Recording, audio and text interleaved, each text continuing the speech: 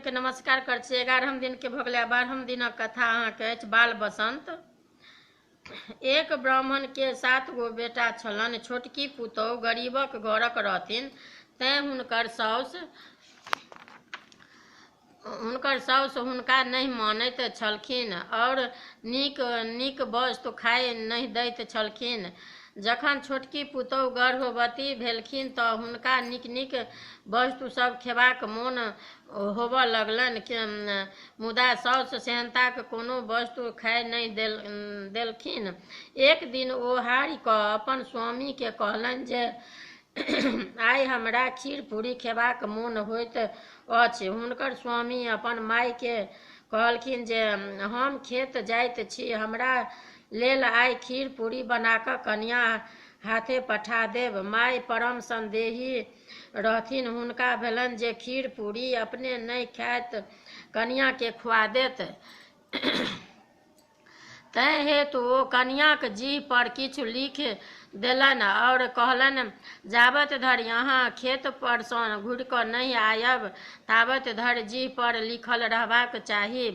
तखन खीर पूरी लऽ खेत पर पहुँचली। आधा हुनकर बर खेलखिन और आधा कनिया के खाय लेल कहलखिन।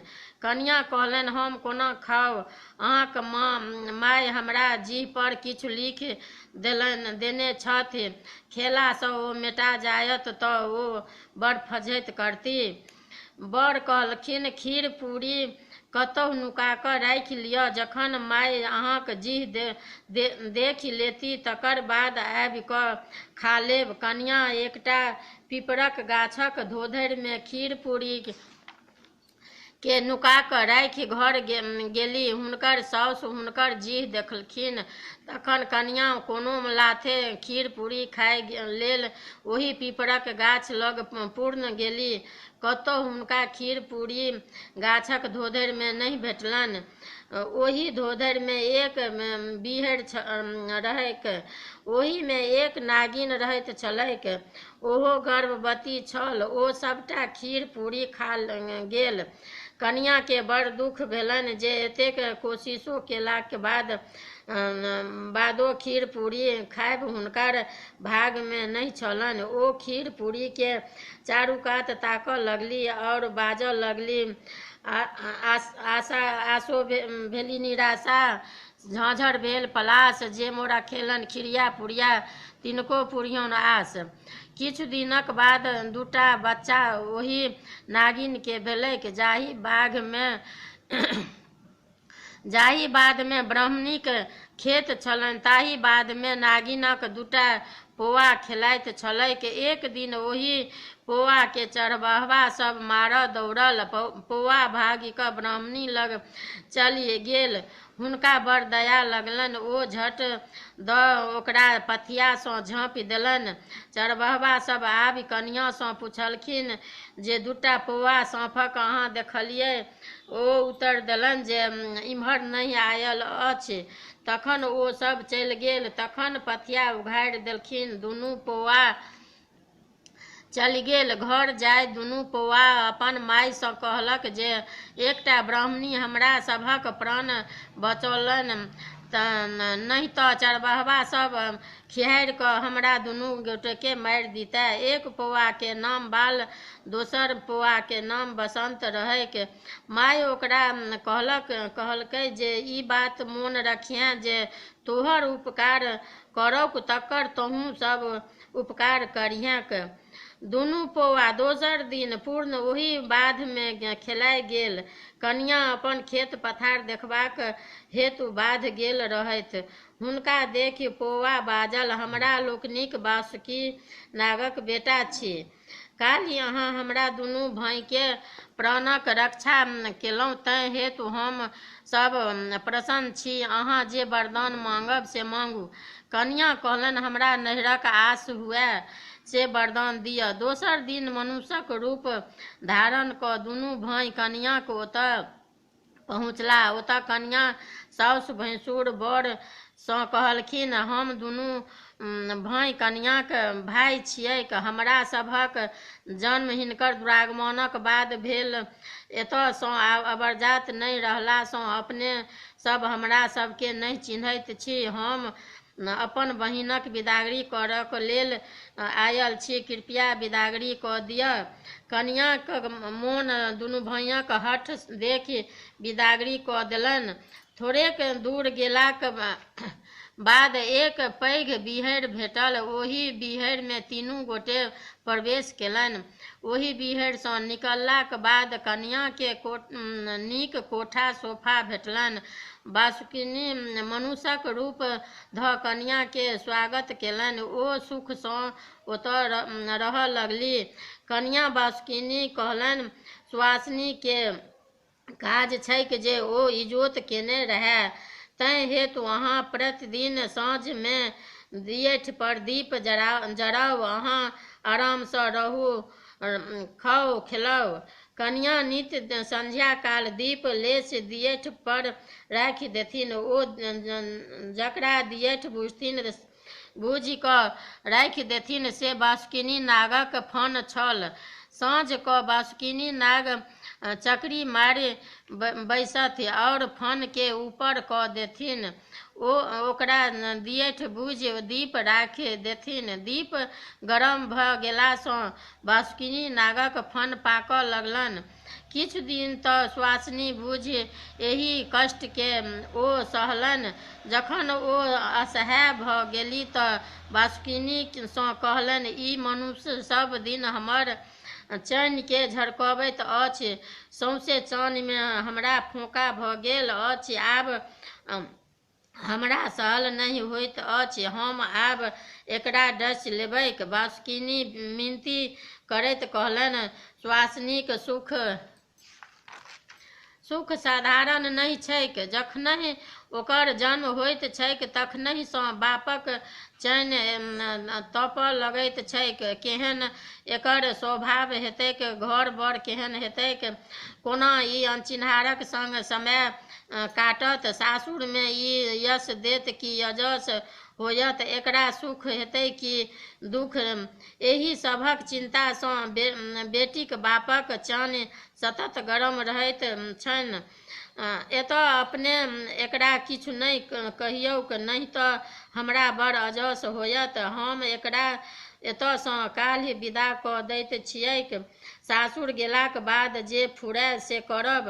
दोसर दिन बासुकिनी साड़ी लहठी गहना गुड़िया दऽ जेना बेटीक विदागरीमे ओरिआन होइत छैक, कनियाँके बाल बसन्तक संग विदा कऽ देलनि। जाइत काल बासुकिनी कनियाँसँ कहलनि जे सासुरमे राति कऽ सुतऽ काल ई मंत्र पढ़ि लेब करब।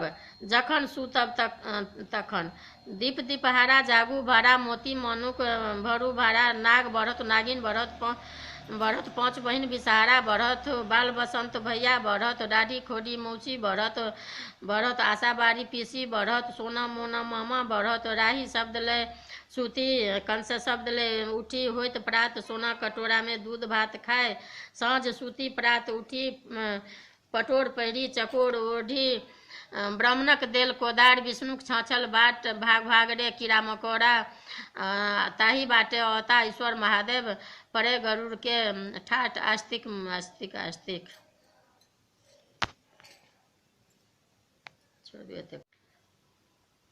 बासुकिनी किछु दिनक बाद ओहि कनियाँके डसबाक लेल गेलाह। कनियाँ सब राति सुतसँ पहिने बासुकिनीक देल मंत्र पढ़ि लैत छल।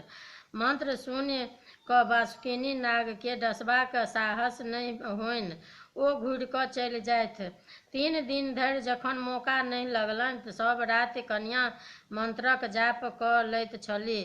तखन 4म दिन तमसा कऽ बासुकिनी नाग हुनकर साउसके डसि लेलकनि और द्वार पर 3 बेर नांगरि पटकि कऽ वापस चलि गेलाह। कनियाँक घर सोना चांदी और कीमती वस्तुसँ भरि गेलनि। ओ सुखसँ रहऽ लगली। आब गोसाउनी कथा। मधस्त नामक एकटा राजा रहथिन। हुनकर 101 बेटी छलनि। पैघ बेटीक नाम गोसाउनी रहनि। ओ सुन्दर आओर सुलक्षण रहथिन। जखन ओ विवाह करबाक योग्य भेलखिन तऽ राजा विचारलनि जे एहन वर भेटतै जे ओहो 101 भय रहितै। सब बहिनीके एके ठाम विवाह कयल जाइत। तेहने वर तकबाक लागल। संजोगवश नाहर राजाक बेटा वैरसी भेटलखिन। ओहो 101 भय छलाह। हुनकासँ छोट भाइ चनाइ रहथिन। कथा वैरसीक 100 भयक विवाह 101 गोसाउनीक 101 बहिनसँ भेलनि। वैरसीक विवाह कालमे हुनका पागसँ एक साँप खसलनि। ओ साँप लार्वा बिछ खाय लागल। सबके आश्चर्य भेलैक एहि समयमे साँप कतऽसँ आयल। बादमे सब बुझलक जे ई साँप वैरसीक प्रथम स्त्री आओर महादेवक बेटी लिली छथि। गोसाउनी पिता राजा मधस्तके ई बात बुझि जे वैरसीक पहिल विवाह लिलीसँ छनि तऽ बड़ क्रोध भेलनि। ओ वैरसी आओर लिलीके गुह डाबरमे फेकबाक देलनि। गोसाउनी कोनो तरहे वैरसीके निहोरा मिनती कऽ अनलनि। ओ सौतीनक तरमे रहबाक लेल तैयार भऽ गेली। ओकर कष्टो सहबाक लेल तैयार भेली। किन्तु राजा मधस्त वैरसीके श्राप देलनि जे यदि ओ डेग पीछू पानक बिरिया खाइत रहता आओर कोस पीछू कोनो तिरियासँ गप करैत रहता तऽ जीता नहि तऽ मरि जेता। तखन गोसाउनीक मुँह बज्जित होबऽ लगलनि। तखन लिली वैरसी गप आबि कऽ बैसि गेली। ओ गोसाउनीके वैरसीसँ गप नहि करऽ देथिन, अपनहि गप करऽ लागथि। गोसाउनीके एकर बड़ तामस भेलनि। ओ लिलीके कहलखिन, लिली गे तोँ अंडक छिल्ली तार मसूर सन तोहर केस। भाग गे लिली हटतोँ, तोरा नहि छौ धर्मक लेस। पूर्ण दोसर दिन गोसाउनी वैरसीसँ गप करऽ लगली।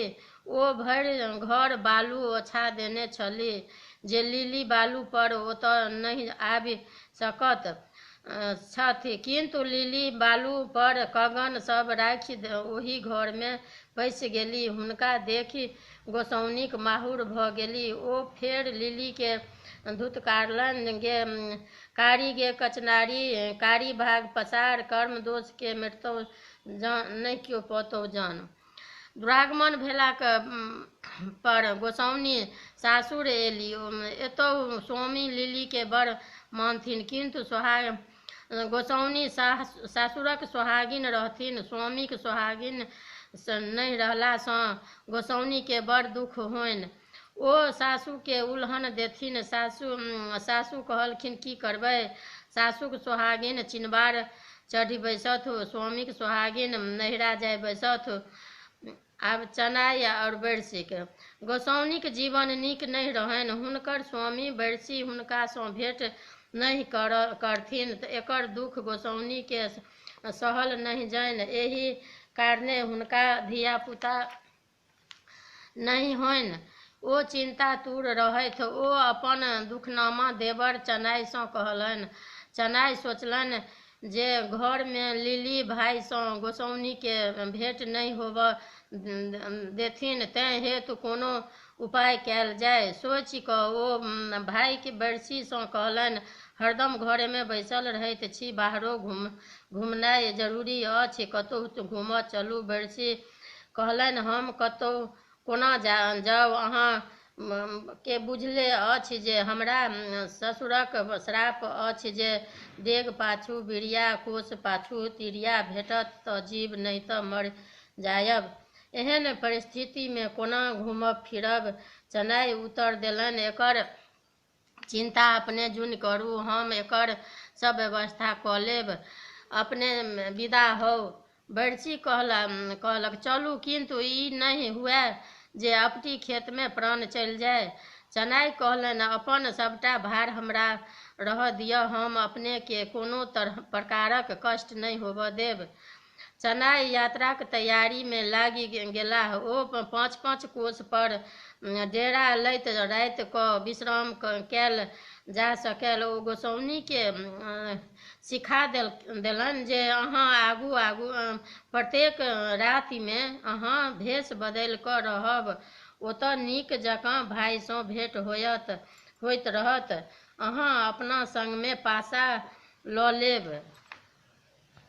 जतऽ जतऽ भाइ सँ भेंट होयत ततऽ साबुतक लेल पलंग तर में एक टाक पासा गाड़ैत जायब।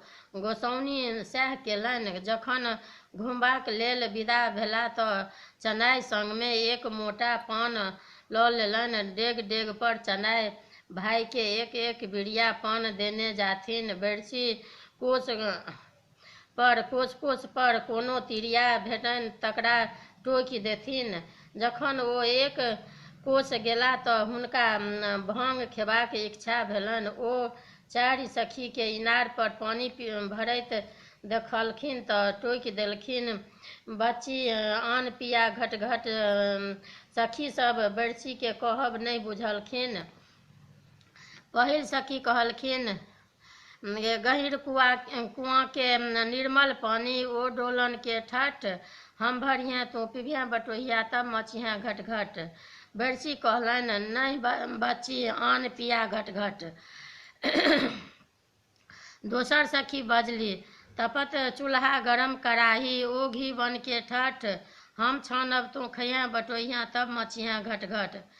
बेरसी कहलनि, बच्ची एही नहीं घट घट, बच्ची आन पिया घट घट। तेसर सखी बजली, लाल पलंग पर दरी बिछौना, ओ तकिया के ठठ, हम सूतब तू सुतिहें बटोहिया, तब मचिहें घट घट। बेरसी कहलनि, बच्ची एही नहीं घट घट, बच्ची आन पिया घट घट। चारिम सखी बात बुझि गेल। ओ कहलक, लाल लच्छी के हरियर पत्ती, ओ मरीचक ठठ, हम पीसब तू पिबिहें बटोहिया, तब मचिहें घट घट। बेरसी प्रसन्न भऽ कहलनि, हाँ बच्ची यही कहीं घट घट। सब सखी मिल भांग पीस कऽ बेरसी के देलखिन। ओ प्रसन्न भऽ पीलनि।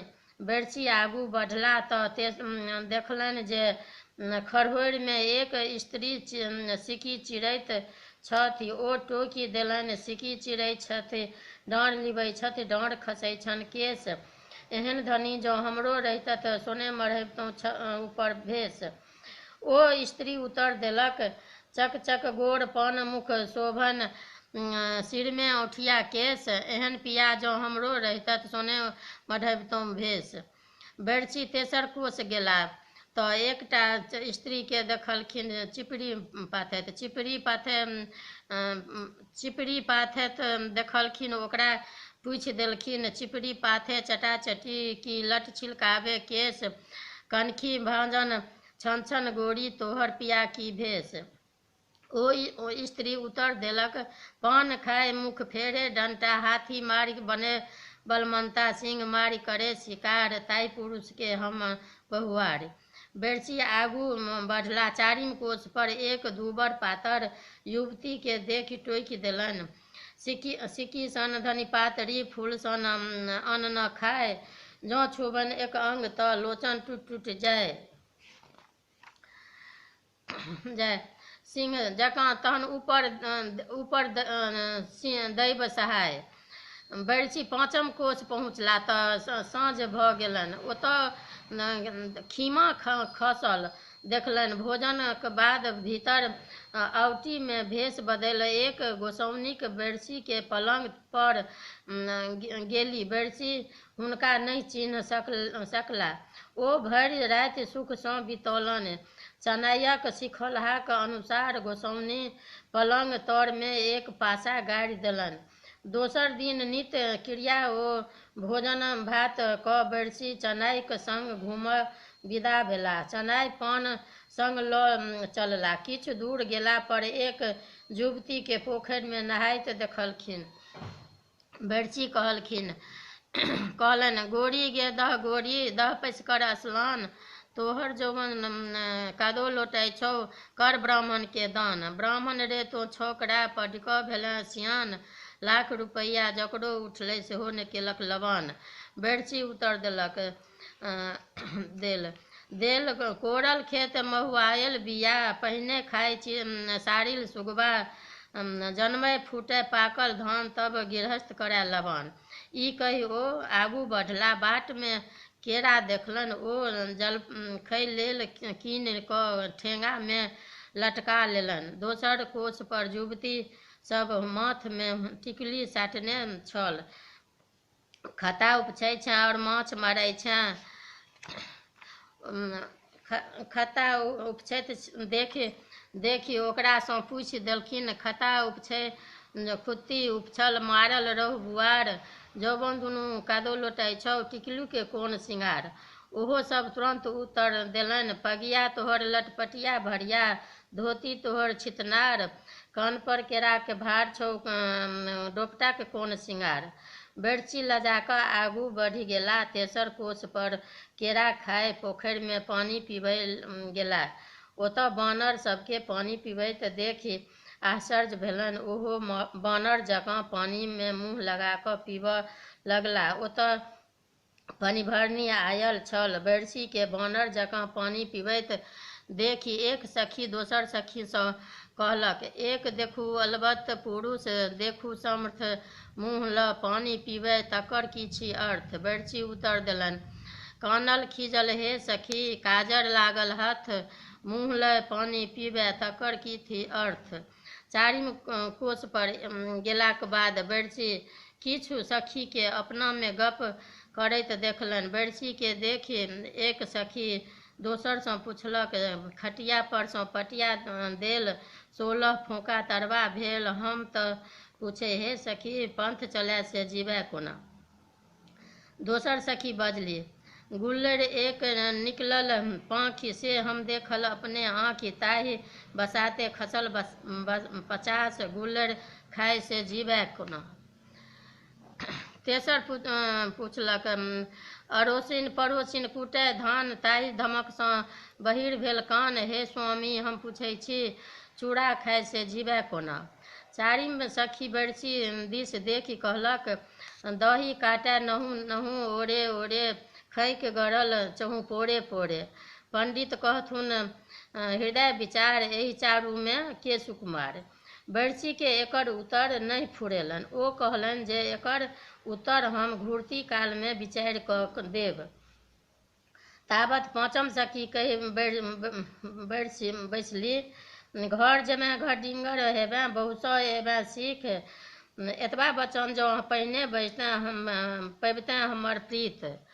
पाँचम कोस पर पहिनहि जकाँ बेरची विश्राम कयलनि और भेष बदलि कऽ गोसाउनी संग राति बितौलनि। गोसाउनी पलंग दोसर पौआ तरमे दोसर पासा गाड़ि देलनि। तेसर दिन बेरची भोजन भात कऽ घुमलए निकलला, चनाइ पानक मोटा लऽ संग लागि गेला। एक कोस पर गेला, बेरची देखलनि जे एक युवती कदम गाछ पर चढ़ि ओकर फूल तोड़ि रहल अछि। बेरची ओहि युवती के टोकि देलनि, कदम तोड़े कदमावती, कदमे लत्तम फूल, हमर बियाही होइतैं कदमा ऊपर उठैबतौं छत। युवती गाछहि पर सँ उत्तर देलनि, भल सँ भल भुलने रे परदेसिया, जँ परदेसिया होय, खोपामे जे फूल शोभे फूल चंपा होय। दोसर कोस पर एक जनी के चंपा तोड़ैत देखि बेरची टोकि देलखिन, कुसुम तोड़े कुसुमावती, कुसुमहि लत्तम फत, मोर बियाही होइतैं कुसुमा ऊपर उठैबतौं छत। युवती गंभीर भऽ उत्तर देलक, होय चंपा के 3 गुण, सुंदर सुभंग सुवास, एक अपगुण मोहे लागी, रही भमरा न आबे पास। तेसर कोस पर एक कवि काठी भेष गोरी नारी युवती सँ बेरची के पाला पड़लनि। ओ ओकरा वर्णन करथि और युवती और अधिक वर्णन करेबाक उत्साह हुनका देने जाथि। बेरची लाल झिंगुर लाल सिंदूर लाल अड़हुल फूल रे, ताहू सँ जे लाल देखल गौरीक माथक सिंदूर रे। जुबती लाल दोहा कहला भला से तब भेलो बेदरंग रे, हरियर दोहा कहता भला तब तो लगता रंग रे। बरची कहल हरियर लती हरियर फती हरियर भादवक धान रे, तहू से जे हरियर देखल गौरी मुख पान रे। जुबती हरियर दोहा कहला भला से तब भेलो बेदरंग रे, कारी दोहा कहता भला तब तो लगता रंग रे। कारी आंजन कारी बांजन कारी भादवक मास रे, तहू से जे कारी देखल गौरी माथक केस रे। जुबती कारी दोहा कहला भला से तब भेलो बेदरंग रे, पियर दोहा कहता भला तब तो लगता रंग रे। पियर बेंग पियर ढाबस पियर हरदिक पात रे, तहू से जे पियर देखल गौरीक नाकक बेसर रे।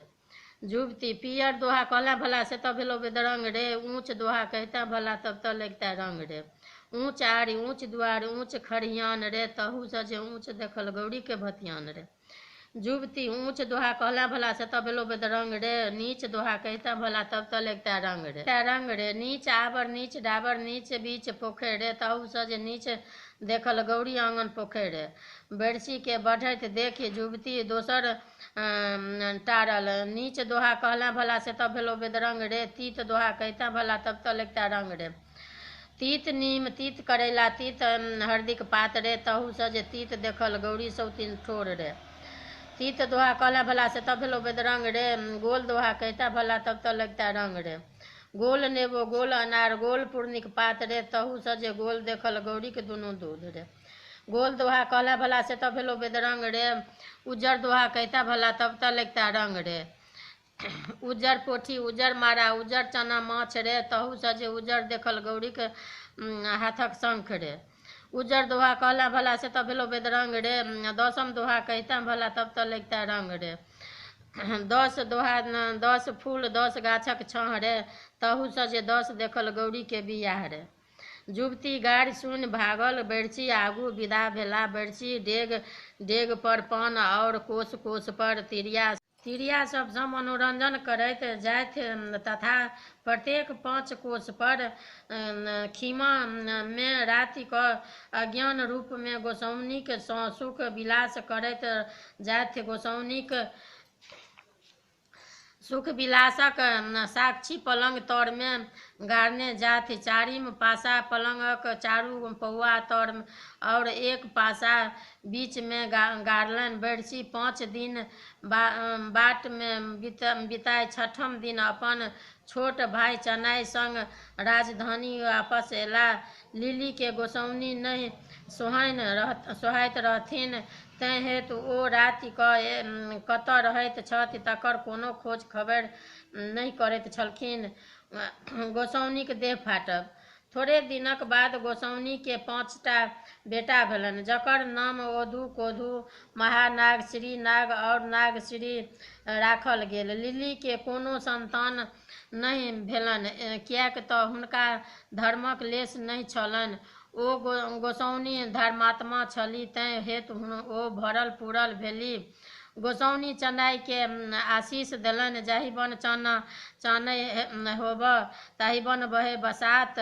सौरभ चानन सौरभ सुरभित रहब, जँ जँ बहे बसात। लिली के ई सब सुनि बड़ डाह होइन और अपन सासू के कहथिन, ताँती रानी तोहर चनुआ कनुआ बेटा हमरा दुख दैत अछि। लिली बरसीक कान भरब आरम्भ कऽ देल। ओ कहलनि जे गोसाउनीक 5 बेटा चनाईक संग पाप केलक तकर अछि। बरसी सेहो गोसाउनी के नहीं मानैत छलाह, ने हुनका सुमरन करैत छलखिन, हुनका संग कहियो सुख विलास कयलनि अछि। बरसी के एहि बातक जिज्ञासा गोसाउनी सँ कयल। गोसाउनी हुनका यात्रा में 5 खीमाक सुख विलास सुमरन देखाओल और सबूत में पलंग में गाड़ल 5 पासा देखाओल। बरसी के गोसाउनीक सबूत पर विश्वास भ गेलन। ओ लिली के बुझौलनि, दुनू गोटे के धर्मक परीक्षा करबाक लेल तैयार भेला। लिली के मालभोगक चाउर और खेरही के दालि, ओ गोसाउनी के लोहाक चाउर और पाथरक दालि बनबै लेल देलखिन। लिली गौरवहि रहथि बिना नियम निष्ठासँ भानस केलनि, तेँ हेतु हुनकर चाउर दालि नहि सिझलनि। किन्तु गोसाउनि धर्मात्मा छलीह, ओ नित नियम निष्ठासँ भानस कयलनि। हुनकर लोहाक चाउर आओर पाथरक दालि सुसिद्ध भऽ गेलनि। ओकर सब ई देखि गोसाउनिक प्रथम प्रशंसा केलनि। ई गोसाउनि सुनि देह गौरवे फाटि गेलनि।